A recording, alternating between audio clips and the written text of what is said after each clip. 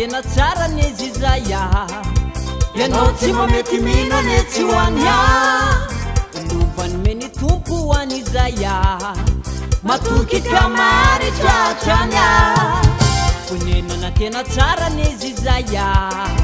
ianao tsy mamety mino ne tsy hoania lovany meny tompo hoan'izaya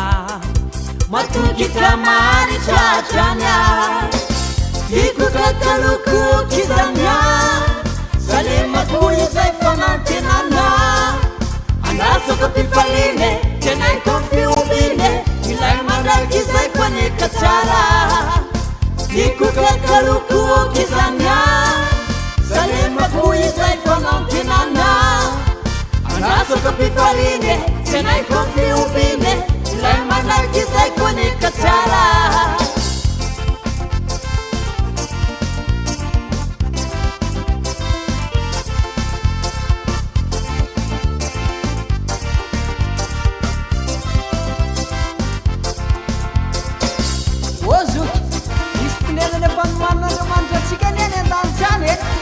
toerana tena tsara de Jerusalema vaovao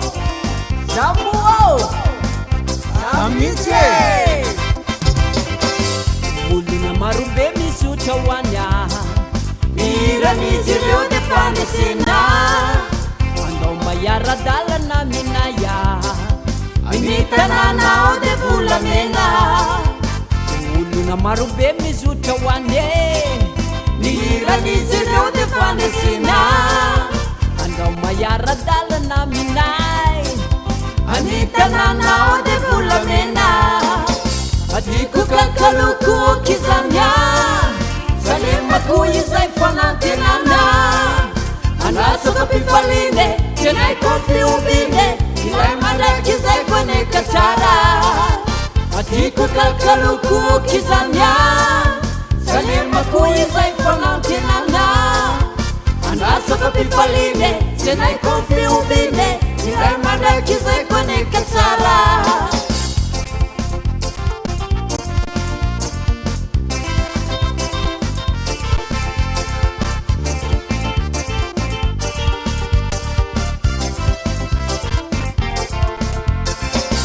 diko kakaloko kizanya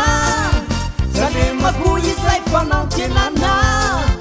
anasako pifaline tenay konfiobine ilay mandraiky izay kwaneka tsara